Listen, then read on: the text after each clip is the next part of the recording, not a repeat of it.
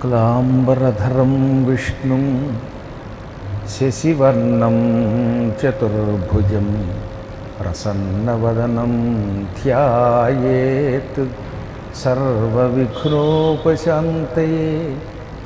వందే గురుపదద్వంద్వమవాంగ్మానసగోచరం రక్తశుక్లప్రభామిశ్రమతర్క్యం త్రయీపురం మఖః. నారాయణం నమస్కృత్య నరం చైవ నరోత్తమం దేవీం సరస్వతీం వ్యాసం తతో జయముదీరయేత్.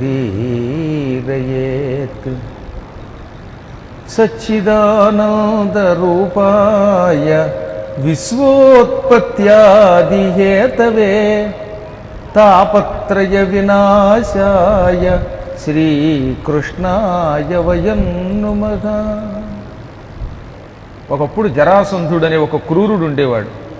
ఈ జరాసంధుడు 16,000 మంది మహారాజుల్ని జయించి రాజకుమారులందరినీ, ఒక్కొక్కడికి 100 మంది పిల్లలు ఉంటే ఆ 100 మంది పిల్లల్ని ఒక్కొక్కళ్ళు ఒక్కొక్క చెరసాల్లో పారేశాడు.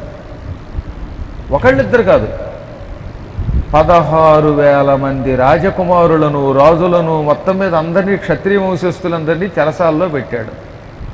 వాళ్ళందరి శిరస్సుల మీద ఉన్న కిరీటాలు తీసుకుని వాటిల్లో నుంచి కొంచెం కొంచెం బంగారం ముక్కలు కత్తిరించి ఆ బంగారం అంతా కరిగించి వాటికి నవరత్నాలు తాపడం చేసి దానితో ఈ కిరీటాన్ని తయారు చేశాడు. ఇందాక పరీక్షిత్తు ధరించిన కిరీటాన్ని తయారు చేయించాడు. కిరీటాన్ని తయారు చేయించడం వల్ల నష్టమే లేదు. మహారాజుల కిరీటాలు వాళ్ళని జయించిన వాళ్ళు అపహరించడం పూర్వకాలంలో నియమమే. కానీ వాడు ఆ కిరీటాన్ని తయారు చేయించాక ఏం చేశాట, భైరవుడి ఆలయానికి తీసుకెళ్ళి మహారాజులు అందరి శరీరాల్లోంచి కొంచెం కొంచెం రక్తం తీసి ఆ రక్తంతో అభిషేకించాడు. మీకు వీలుంటే సభాపర్వం చదవండి. రాజుల తలలు నరికి భైరవ పూజ చేశాడని ఉంటుంది అందులో. నన్నయ్య గారు కూడా చాలా అందంగా మనోహరంగా అనువాదం చేశారు దాన్ని, ఆ ఘట్టాన్ని. వాడంత క్రూరుడు. ఎవరినైనా చెరసాల్లో పెడితే మాత్రం రోజు హింసించడం ఏమిటి? వాడు 16,000 మంది రాజుల్లో 500 మంది రాజుల్ని చంపేశాడు కృష్ణుడు రక్షించే సమయానికి. దినమునకు ఒక రాజుగారి తల నరకడం, ఆ పుర్రి పుచ్చుకుని ఆ పురిలో రక్తంతో భైరవేశ్వర స్వామి వారికి శివలింగానికి అభిషేకం చేసేట. ఇలాంటి పూజ ఎవరైనా చేస్తారా అసలు? ఈ 500 మంది చావడానికి ముందు కూడా అందరి శరీరాల్లోంచి కొంచెం కొంచెం రక్తం ఒక పళ్ళెంలోకి పెట్టాడు, పెద్ద గంగాళంలోకి. పళ్ళెంలోకి కాదు, ఏకంగా ఒక పెద్ద గుండిగలోకే పట్టాడు. ఒక ఆయన గొంతుకు దగ్గర పొడిచాడు, ఒక ఆయనకి వేలు కోసాడు, ఒక ఆయనకేమో ముక్కు దగ్గర పొడిచాడు. ఇలా ఒక్కొక్క అవయవం దగ్గర కత్తితో కొంచెం పొడిచి ఆ నెత్తురు పట్టి, ఈ నెత్తురులన్నీ ఒక గంగాళం నిండా, ఒక గుండిగ నిండా పట్టి ఆ రక్తంతో ఈ కిరీటానికి అభిషేకం చేసి దాన్ని వాడు ధరించాడు. పరమహింస, క్రూరత్వంతో కూడిన కిరీటం అయిపోయింది అది. అది పాపిష్టి కిరీటం. అందుకే ఆ పాపిష్టి కిరీటం వాడు ధరించగానే కొద్ది రోజులకి భీముడి చేతిలో వాడు చచ్చిపోయాడు. 16,000 మందిలో 500 మంది పోగా 15,500 మంది భీముడి ధర్మమానని కృష్ణుడి కటాక్షం వల్ల బ్రతికారు. మిగతా వాళ్ళు 500 మంది పోయారు పాపం. ఈ జరాసంధుడిని చంపాక భీముడు జరాసంధుడి కిరీటం తీసుకుని, చాలా గొప్ప కిరీటం ఇది, అమూల్య నవరత్నములతో తాపడము చేయబడిన కిరీటం ఇది, ఈ కిరీటం నేను తల మీద పెట్టుకుంటానని తీసి శిరస్సును పెట్టుకోబోతూ ఉంటే వెంటనే కృష్ణుడు చేతి మీద దెబ్బ కొట్టి ఆ కిరీటం కింద పారేశాడు. అప్పుడే ఒక రత్నం పగిలిందిట కొంచెం. ఇదేమిటి పరమాత్మ, ముచ్చటపటి కిరీటం శిరస్సున ధరిద్దామనుకుంటే దీన్ని నేలపాలు చేశావు అని భీముడు కొంచెం కోపంతో అడిగితే అప్పుడు ఆయన నవ్వి, ఈ కిరీటం నీ శిరస్సున పెట్టుకుంటే సంవత్సరం తిరగకుండా నువ్వు చచ్చిపోతావు, నేను కూడా కాపాడలేనన్నట అని జరిగిందంతా చెప్పి, ఇది క్రూరమైన కిరీటం, రక్తదాహంతో తయారైన కిరీటం. ఈ అపవిత్ర కిరీటాన్ని శిరస్సున ధరించిన వాడు దుర్మరణం పాలవుతాడు. కాబట్టి ఈ కిరీటం మనకొద్దు, సముద్రంలో కలిపి అన్నట్ట. సముద్రంలో ఎందుకులే కలపడం, తల మీద పెట్టుకోకుండా సీలు వేసిన విజయానికి చిహ్నంగా కోశాగారంలో దాస్తానన్నాడు పాపం భీముడు. మాయిదారి బంగారం పారేయలేక, అది విజయ చిహ్నం గనక దాన్ని పట్టుకొచ్చి ఓ మంచి పట్టు సంచిలో పెట్టి దానికి మూతి కట్టి మూతి మీద లక్క ముద్ర వేసి సీలు వేసి ఖజానాలో దాచాడు. కర్మయోగం వల్ల ఆ పూట ఆ కిరీటాన్ని పరీక్షిత్తు ధరించాడు. చూసారా కాలం ఎంత గొప్పదో. కాలోహి దురతిక్రమ, కాలమును ఎవరం దాటలేము. మనకు ఒక కష్టం వచ్చే యోగం ఉన్నా సుఖం వచ్చే యోగం ఉన్నా ఆ సమయానికి అక్కడికి వెడతామండి.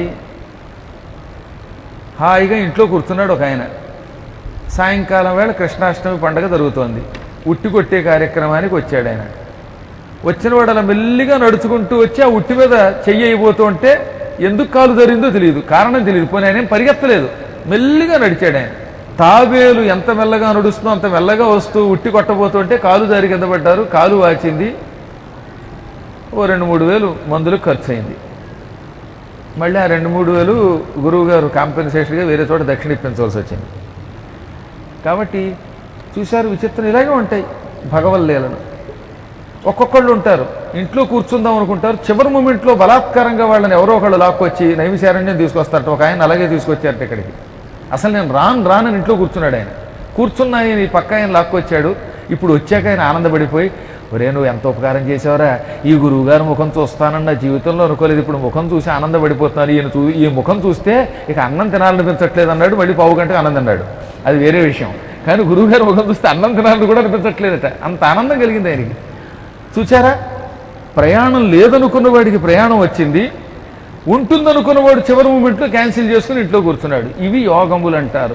ఎట యవ్వానికి ఎన్ని రేలు సుఖము కాని దుఃఖములు కాని, ఎక్కడ ఎవడికి ఎన్ని రోజులు సుఖాలున్నాయో ఎన్ని రోజులు దుఃఖాలున్నాయో అక్కడికి వాడు సమయానికి వెడతాడు, వెళ్ళి ఆ సుఖ దుఃఖాలు అనుభవిస్తాడు. దీన్ని ఎవ్వరం తప్పించుకోలేం. ఈ ప్రారబ్ధ కర్మని కూడా రవ్వంత తగ్గించే శక్తి ఒక్క భాగవతమునకు మాత్రమే ఉన్నది కనుకే భాగవతం వినాలి మనం. భాగవతం దుఃఖాన్ని అమృతత్వానికి తీసుకెడుతుంది. కలిపురుషుడు ఈ పరీక్షిత్తు శిరస్సు మీద కూర్చున్నాడు కిరీటం ధరించడం వల్ల. పాపం పరీక్షిత్తు వేటకు వెళ్ళాడు. ఆ పూట అద్భుతంగా వేట సాగింది. వేటగాళ్ళు కూడా ఆశ్చర్యపోయారటండి ఆయన వేటను చూచి. ఇంతలా ఎవరూ వేటాడలేరు, పరీక్షిత్తు అద్భుతమైన వేట నైపుణ్యాన్ని ప్రదర్శించాడు అనుకున్నారు వాళ్ళు. మృగధర మండలమున గల మృగమొక్కడు దక్క అన్య మృగముల గొట్టెన్. చంద్రమండలంలో జంకోటి కనపడుతుంది మనకి. రాత్రిపూట చంద్రుడికేసి చూడండి, అందులో ఒక మచ్చ కనపడుతుంది. ఆ మచ్చ కొంతమందికి కుందేలులా కనపడుతుంది, కొంతమందికి జింకలా కనపడుతుంది. అందుకే చంద్రుణ్ణి మృగాంకుడు శశాంకుడు అని కూడా పిలుస్తారు. అంటే జింక అందులో కనపడుతుంది, జింక చిహ్నం కలిగిన వాడు. కుందేలు అందులో కనపడేవాడు. నిజానికి అందులో కుందేలు జింక, అందుకని ఆ ఒక్క జింక తప్ప ఇక భూలోకంలో ఉన్న అన్ని జింకల్ని జంతువుల్ని వేటాడాడు ఆయన. వేట కూడా వ్యసనాల్లో ఒక గొప్ప వ్యసనం. వేటాడిన వాడు ఎవడూ బాగుపడలేదు. పాండురాజు గారు వేట వల్ల దెబ్బతిన్నాడు, దశరథుడు వేట వల్ల దెబ్బతిన్నాడు. ఇప్పుడు పరీక్షిత్తు కూడా కేవలం వేట వల్లే దెబ్బతిన్నాడు. అలా వేటాడుతూ కొంతసేపటికి ఒక తోటకి వెళ్ళాడు. అప్పటికి ఆయనకి దాహం వేసింది, మంచినీళ్ళు కావాలనిపించింది. ఇప్పటికి మళ్ళీ మనతో పాటు మంచినీళ్ళు పట్టుకెళ్ళే రోజులు కావవి. ఎక్కడికి వెళ్ళినా నీళ్లు దొరికేవి, ఎవరో ఒకరు నీళ్లు ఇచ్చేవారు. అందుకే ఆయన పాపం మంచినీళ్ళ కోసం అటు ఇటు చూశాడు. అది పరమ పవిత్రమైన కౌశికీ నదీ తీరం. సంస్కృతంలో కౌశికి అంటారు, ఇది గంగా నదికి ఉపనది. ఇప్పుడు హిందీలో కోసి అంటారు దాన్ని. ఈ నది గంగలో కలిసిపోతుంది. సరయూ నది, కౌశికీ నది, యమునా నది, వరణా నది, అసి నది, ఇవన్నీ గంగలో కలిసిపోతాయి. అందుకే గంగ విశాలమైన నదిగా మారిపోతుంది క్రమం. ఈ కౌశికీ నదీ తీరంలో అద్భుతమైన అరణ్యం ఉంది. ఆ అరణ్యంలో చాలామంది ఋషులు తపస్సు చేసుకుంటున్నారు. వాళ్ళల్లో శమీకుడు అని ఒక ఆయన ఉన్నాడు. ఆయన చాలా గొప్పవాడు, ఇంద్రియ నిగ్రహం కలిగిన వాడు, సమాధినిష్ట కలిగిన వాడు. ఆయన కళ్ళు మూసుకుని ఆత్మారాముణ్ణి ధ్యానం చేస్తూ ఆనందం పొందుతున్నాడు. ఆయన సమాధిలోకి వెడితే ఇంకా ఎవరొచ్చి కుదిపినా కదిలేవాడు కాదట, అంతటి నిష్ఠాగరిష్ఠుడు ఆయన. ఆయన అలా కళ్ళు మూసుకుని తపస్సు చేసుకుంటూ ఉంటే ఆయన దగ్గరకు వచ్చిన పరీక్షిత్తు దాహం తట్టుకోలేక, మహాత్మా, ఈ పూట వేటకి వచ్చిన నాకు మిక్కిలి దాహం వేస్తోంది, తట్టుకోలేకపోతున్నాను ఈ కడుపు మంటని, చల్లని మంచినీళ్ళు ఇప్పించండి, నీరు తాగి వెళ్ళిపోతాను, నేను పాండవ వంశం వాణ్ణి పరీక్షిత్తుని అన్నాడు. కానీ సమాధిలో ఉన్న కారణం చేత ఈ శమీకుడికి పరీక్షిత్తు మాటలు వినపడలేదు. సామాన్య మానవులైతే జపం చేస్తూనే ఉంటారు. ఎప్పుడొచ్చావు, ఏం చేస్తున్నావు, లోపల నమో నారాయణాయ అంటూనే ఉంటారు పాపం. అన్ని వైపులకి వాళ్ళ మనస్సు పెడుతూనే ఉంటుంది. ఇదొక అందమైన జపం. ఇక్కడెక్కడో బూరెలు వేస్తున్నట్టున్నారే అంటాడు. అసలు జపం చేసేవాడికి బూరెలు వాసన ఎక్కడి నుంచి వచ్చింది అంటే వాడి జపం బూరి మీద ఉంది, గారె మీద ఉంది, అందరి మీద ఉంది, దేవుడి మీద తప్ప. కానీ ఈయన అలాంటి వాడు కాదు, ప్రపంచం మరిచిపోయాడు, నిష్ఠలో ఉన్నాడు, సమాధిలో ఉన్నాడు. అందుకే ఆయనకి ఎక్కడ ఎవరి మాట వినపడడం లేదు. మళ్ళీ అడిగాడు పరీక్షిత్తు మంచినీళ్ళు ఇమ్మని. ఆయన వినపడలేదు కనుక ఆయనకు వినపడక వినిపించుకోక పలకలేదు, కళ్ళు వెప్పలేదు. చాలా కోపం వచ్చింది పరీక్షిత్తుకి. కారణం ఏమిటి? ఒకటి కలిపురుష ప్రభావం, రెండోది విపరీతంగా దాహం వేస్తోంది. అందువల్లే ఔచిత్యం కోల్పోయాడు పాప ఆయన కూడా. అంతటి ధర్మాత్ముడు లేడని చెప్పుకున్నాం కదా. పరీక్షిత్ అంటే పరమ భాగవతోత్తముడు, కృష్ణ భక్తుడు. కాలప్రభావం వల్ల ఆయనకు కూడా కోపం వచ్చింది. కన్నులు మూసి బ్రాహ్మణుడు గర్వముతోడు తన్నున్నవాడు చేసన్నలనైన రమ్మనడు చల్లని నీటిని తెచ్చియీడు. ఈ బ్రాహ్మడికి ఎంత గర్వం! కళ్ళు మూసుకుని తపస్సు చేస్తున్నట్టుగా నటిస్తున్నాడు. వారి దుర్మార్గుడా, ఎవరైనా అతిథి వస్తే ప్రేమగా ఇలా చేత్తో రమ్మని పిలవాలి. నోటితో పిలవలేకపోతే చేత్తో అయినా ఇలా పిలవాలి. సన్నలతో అయినా పిలవడు. చల్లని మంచినీళ్ళు దాహం తీసుకోమని ఇవ్వడు. కనీసం కూర్చోమండు. వీడు ఋష్య, అతిథులని ఆదరించని వాడు, ఎంత గొప్ప తపస్యాలి అయినా వాడు మూర్ఖుడి కింద లెక్క నా దృష్టిలో. వీడికి తగిన శిక్ష వెయ్యాలి అనుకుని ఏమి శిక్ష వేద్దామా అని చూశాట. సహజంగా బ్రాహ్మణ భక్తి కలిగిన వాడు కాబట్టి కొట్టడం తిట్టడం లాంటి పిచ్చి పనులు చేయలేడు ఆయన. ఏదో రకంగా అవమానించాలనుకుని చూస్తే ఆ పక్కనే పాము ఒకటి చచ్చిపడుంది. ఈ పాముని వీడి మెడలో దండ కింద వేస్తాననుకుని తన ధనుస్సు యొక్క కొనతో, వింటి కొనతో ఆ చచ్చిన పాముని పైకెత్తి ఆయన మెడలో నేను కండువా వేసుకున్నట్టుగా, ఇందాక మన వాళ్ళు పూలదండ వేసినట్టుగా వేసి వెళ్ళిపోయాట. పూలదండో శాలువాయో వేస్తారు అందరూ మెడలో. ఈయన కండువా బదులుగా ఈ చచ్చిన పాము శరీరాన్ని వేసి అక్కడి నుంచి పక్కకి వెళ్ళిపోయాడు. ఆ పక్కనే ఉంది కౌశికీ నది. అప్పటిదాకా కనపడలేదు, అప్పుడు కనపడింది నది. అందులోకి వెళ్ళి కాళ్ళు చేతులు కడుక్కొని శుభ్రంగా మంచినీళ్లు తాగి దాహం తీర్చుకుని వెళ్ళిపోయాడు. కొందరికి అనుమానం వచ్చింది. ధర్మ సందేహాల్లో నన్ను కూడా కొందరు అడిగారు. శమీకుడి ఆశ్రమానికి దగ్గరలోనే కౌశికీ నది ఉందంటున్నారు. మెడలో పాము వేసిన వెంటనే కౌశికీ నదిలోకి వెళ్ళి కాళ్ళు చేతులు కడుక్కుని మంచినీళ్ళు తాగిన వాడు ఈ మంచినీళ్ళు ఏదో ముందే తాగొచ్చు కదా, ఈ నది ముందే చూడొచ్చు కదా, ఎందుకు చూడలేదు అని. అదే కర్మయోగం అంటే. అసలు రహస్యం ఏంటంటే ఇక్కడ దేవతలు కావాలని పరీక్షిత్తుకి కాసేపు నది కనబడకుండా చేశారు. కారణం, పరీక్షిత్తు శాపగ్రస్తుడైతేనే భాగవతం అనే ఒక అమృత రసం మనకి అందుతుంది. భాగవతం అందాలంటే పరీక్షిత్తు ముందు దెబ్బతినాలి. ఈ శాపం కూడా ఆయనకు ఒక గొప్ప వరం అవుతోంది. తద్వారా పరీక్షిత్తు తరిస్తాడు. పరీక్షిత్తు వంకతో మనం తరిస్తాం. లేకపోతే భాగవతం రాసిన మహానుభావుడు వ్యాసుడు శుకుడికి తప్ప ఇంకెవరికి ఇవ్వలేదు దాన్ని. ఆ తర్వాత సూతుడికి ఇచ్చాడు. శుకుడి ద్వారా ఒక్కసారి బయటకు వస్తే కానీ ఈ భాగవతం బయటికి రాదట. అప్పటిదాకా అది రహస్యంగా ఉన్నది. అందుకని భాగవతం బయటికి రావాలి కనుక పరీక్షిత్తుకి కళ్ళు కనపడకుండా చేశారు, నది కనపడకుండా చేశారు. ఇది దేవతల యొక్క ఒకనొక దివ్య చిత్ర చరిత్ర అన్నారు. వాళ్ళ చర్య అది. ఇప్పుడు ఆయన మంచినీళ్ళు తాగి వెళ్ళిపోయాడు. మెడలో పాము పడిపోయినా కళ్ళు వెప్పలేదట శమీకుడు. ఒకసారి ఆలోచించండి, మెడలో ఏదైనా వస్తువు పడితే జపం చేసుకుంటూ వాడు ఉలిక్కి పడ్డా, అందులో అంత పెద్ద పాము కళేవరం పడితే ఎవడైనా ఉలిక్కి పడతాడు. హాయిగా జపం చేసుకుంటూ వాడు మెడలో హఠాత్తుగా కండువా వేస్తే అమ్మో అని ఉలిక్కి పడ్డో. కానీ నిష్ఠలో సమాధిలో ఉండడం వల్ల రాజుగారు రావడం, తనని పిలవడం, మెడలో పాము వెయ్యడం ఇవేమీ తెలియలేదు. ఆయనకి ఏమీ తెలియకుండా అలాగే బ్రహ్మానంద భరితుడై జపంలో ఉండిపోయాడు ఆయన. కొంతసేపటికి అక్కడ ఆడుకుంటున్న పిల్లలు ఇది చూసి ఈ రాజుగారు రావడం, చచ్చిన పాముని శమీకుడి మెడలో వేయడం ఇదంతా చూశారు కొంతమంది ఆడుకుంటున్న పిల్లలు. ఈ పిల్లలు పరుగు పరుగును వెళ్ళి శమీకుడి కొడుకు శృంగితో చెప్పారు. శమీక మహర్షి కొడుకు శృంగి కుర్రాడు, మంచి తపశ్శక్తి కలిగిన వాడు, వాక్శుద్ధి ఉన్నవాడు, కానీ ఇంద్రియ నిగ్రహం లేనివాడు, కోపాన్ని జయించలేదు ఆయన. ఎంత జపం చేసినా కోపమును జయించని వాడికి ఆ జపశక్తి ఏమాత్రం ఫలించదు. కోపం సర్వనాశనానికి మూల కారణం.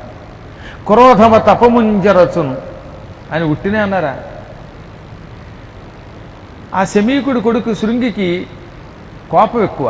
ఆయనకి చెప్పగానే ఒళ్ళు మండిపోయి పళ్ళు పటపట కొరికి వెంటనే కౌశికీ నదిలోకి అడుగుపెట్టి కాళ్ళు చేతులు కడుక్కుని ఆచమనం చేసి వెంటనే చేతిలోకి నీళ్లు తీసుకుని ఇలా శపించాడు. ఏమని?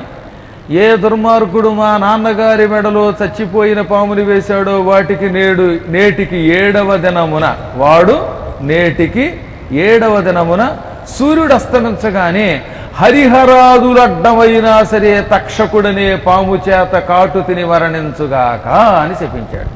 పైగా హరిహరాదులడ్డమైనా సరే అంత మాట వాడాడండి. నేటికి 7వ దినము సూర్యుడు అస్తమించగానే వాడు అస్తమించాలి, అది కూడా తక్షకుడనే పాము కాటు తిని మరణించాలి అని శపించి పరుగు పరుగున తండ్రి దగ్గరకు వచ్చి తండ్రి మెడలో ఉన్న పామును చూసి భయపడి ఆడవడం మొదలెట్టాడు. ఇంత తపశ్శక్తి కలిగి శాపం పెట్టగలిగిన వాడికి మళ్ళీ పాము అంటే భయంట. ఆ మెడలో ఉన్న పాము తీయలేదు. తీయక అయ్య బాబోయ్, మా నాన్నగారి మెడలో పాము ఉంది, ఈ పాము బ్రతికిందో చచ్చిందో, ఒకవేళ ఇది బ్రతికితే మా నాన్నగారిని కాటు వేస్తుందేమో, కాటు వేస్తే మా తండ్రి గారు మరణిస్తారేమో, మా తండ్రిని కాపాడండి, ఎవరైనా రండి, ఈ మెడలో ఉన్న పాము తీయండి అని ఏడ్చేట. కొన్ని చిత్రాలు అనిపిస్తాయి కదా మనకి. వాడు తలుచుకుంటే ఎవరైనా చంపగలిగే శాపం పెట్టగలడు. అటువంటి వాడు పాముని తీయలేకపోతున్నాడు. మా దగ్గర ఒక ఆయన ఉన్నాడు, మహాతపస్యాలి, బొద్దింక చూస్తే హడిలి పారిపోతాడు.